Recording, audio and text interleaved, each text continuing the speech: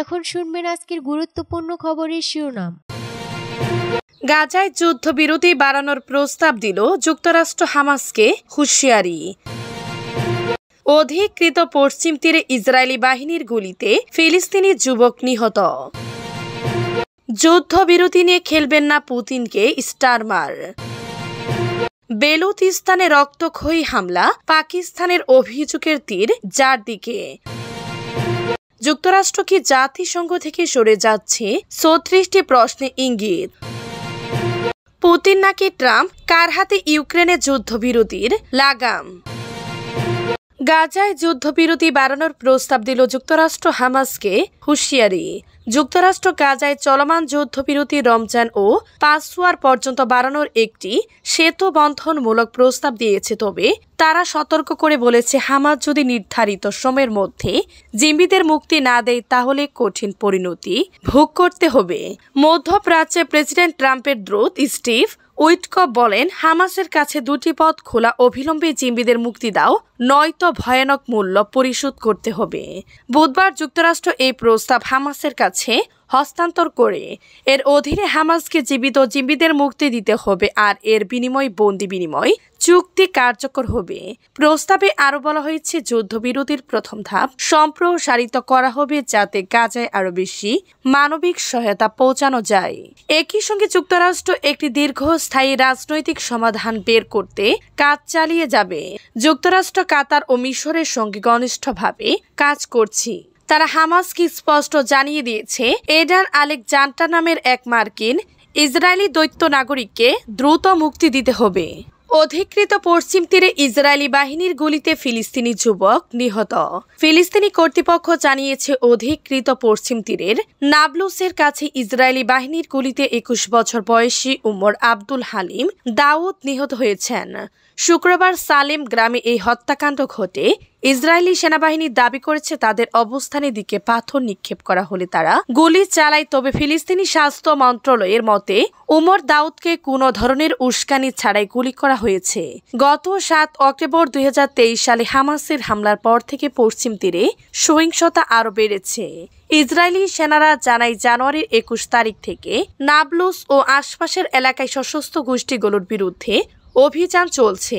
জাতিসংঘের মানবিক সংস্থা তথ্য অনুযায়ী এই অভিযানে এখন পর্যন্ত ৭৪ জন ফিলিস্তিনি ও ৩ জন ইসরায়েলি সেনা নিহত হয়েছেন। ফিলিস্তিনি স্বাস্থ্য মন্ত্রণালয়ের হিসাব অনুযায়ী অক্টোবর ২০২৩ সালে এ পর্যন্ত ইসরায়েলির বাহিনী ও বসতকারীদের হামলায় অন্তত ৯১১ ফিলিস্তিনি নিহত হয়েছেন। অন্যদিকে ইসরায়েলি হিসাব অনুযায়ী এই সময়ের মধ্যে ৩২ জন ইসরায়েলি নিহত হয়েছেন, যাদের মধ্যে সেনাও রয়েছে। যুদ্ধবিরতি নিয়ে খেলবেন না পুতিনকে স্টারমার। যুদ্ধবিরতি নিয়ে রাশিয়ার প্রেসিডেন্ট ভ্লাদিমির পুতিনকে সতর্ক করলেন যুক্তরাজ্যের প্রধানমন্ত্রী কিয়ার স্টারমার। ইউক্রেনের শান্তি প্রচেষ্টা চালাতে বিশ্ব নেতাদের নিয়ে একটি ভার্চুয়াল সম্মেলন করার আগে এমন বার্তা দেন স্টারমার। পুতিন শান্তি চুক্তি নিয়ে আন্তরিক নন বলেও মন্তব্য করেন স্টারমার।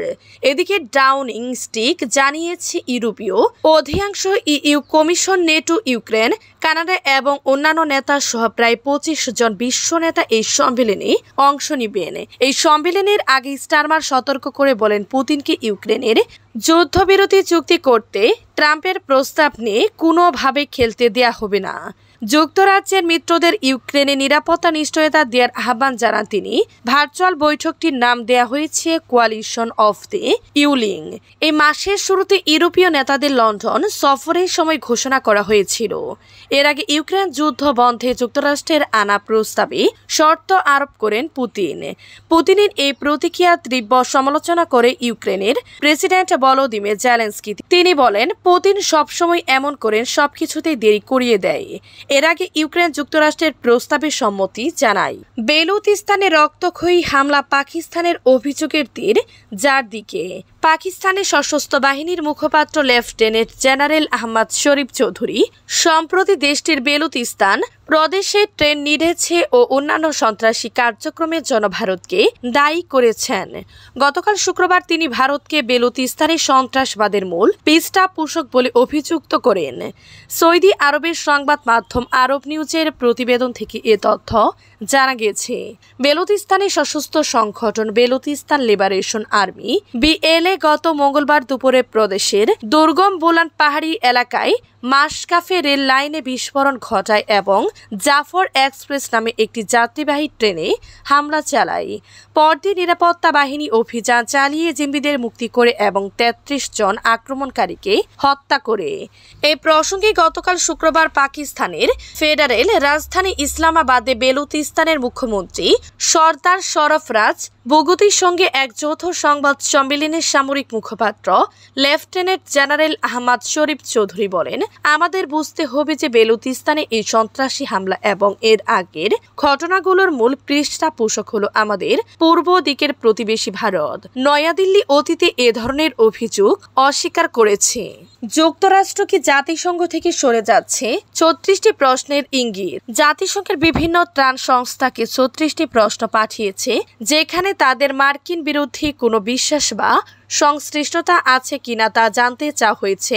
ব্রিটিশ সংবাদ মাধ্যম বিবিসি জানিয়েছে, যুক্তরাষ্ট্রের office of management and budget AMB থেকে পাঠানো এই প্রশ্নপত্রের একটি কপি তাদের হাতে এসেছে। মার্কিন নীতির প্রতিফলন ঘটানোর প্রশ্ন।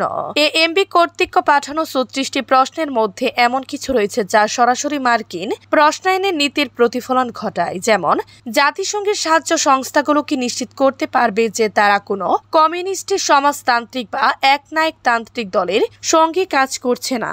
তারা কি চীন, রাশিয়া, কিউবা বা ইরানের কাছ থেকে কোনো তহবিল গ্রহণ করবে না, যেখানে বৈচিত্র্য সমতা ও অন্তর্ভুক্তি ডিএআই বা জলবায়ু পরিবর্তন সংক্রান্ত কার্যক্রম অন্তর্ভুক্ত রয়েছে? পুতিন নাকি ট্রাম্প কার হাতে ইউক্রেনে যুদ্ধবিরতি লাগাম? ইউক্রেনের প্রেসিডেন্ট ভলোদিমির জেলেনস্কি অভিযোগ করেছেন তার দেশে দ্রুত একটি যুদ্ধবিরতির কূটনৈতিক উদ্যোগ নষ্ট করে দেওয়ার চেষ্টা করেছেন রাশিয়ার প্রেসিডেন্ট ভ্লাদিমির পুতিন। সামাজিক যোগাযোগ মাধ্যমে এক পোস্টে জেলেনস্কি যুক্তরাষ্ট্রের প্রতি রুশ প্রেসিডেন্ট পুতিনের উপর আরও বেশি চাপ প্রয়োগের আহ্বান জানিয়েছেন। তিনি বলেছেন, একমাত্র যুক্তরাষ্ট্র এই যুদ্ধ শেষ করতে পারবে। জেলেনস্কি বলেছেন, শুরু থেকে এমনকি একটি যুদ্ধবিরতি চুক্তি হওয়ার আগে পুতিন খুবই কঠিন ও অগ্রহণযোগ্য শর্ত আরোপের মাধ্যমে এই কূটনৈতিক উদ্যোগকে নষ্ট করার সর্বোচ্চ চেষ্টা করছেন। গত বৃহস্পতিবার এক সংবাদ সম্মেলনে পুতিন বলেছেন তিনি যুদ্ধবিরতি এই উদ্যোগকে গ্রহণ করেছেন, তবে এর বিস্তারিত নিয়ে তিনি অসংখ্য প্রশ্ন তুলেছেন। পুতিন তুরস্ক সীমান্ত অঞ্চল নিয়ে প্রশ্ন তুলেছেন। ৬ মাস আগে ইউক্রেনের সেনারা রাশিয়ার ওই অঞ্চল দখল করে নিয়েছিল। রুশ বাহিনী পরে তুরস্ক অঞ্চলটি ইউক্রেনের দখলমুক্ত করে। পুতিনের অভিযোগ, ইউক্রেনের বাহিনী তুরস্কের বেসামরিক মানুষের বিরুদ্ধে জঘন্য অপরাধ করেছে। পুতিনের এই অভিযোগ অস্বীকার করেছে কিয়েভ। যুদ্ধবিরতির সুযোগে ইউক্রেন আবার সেনা জড়ো করা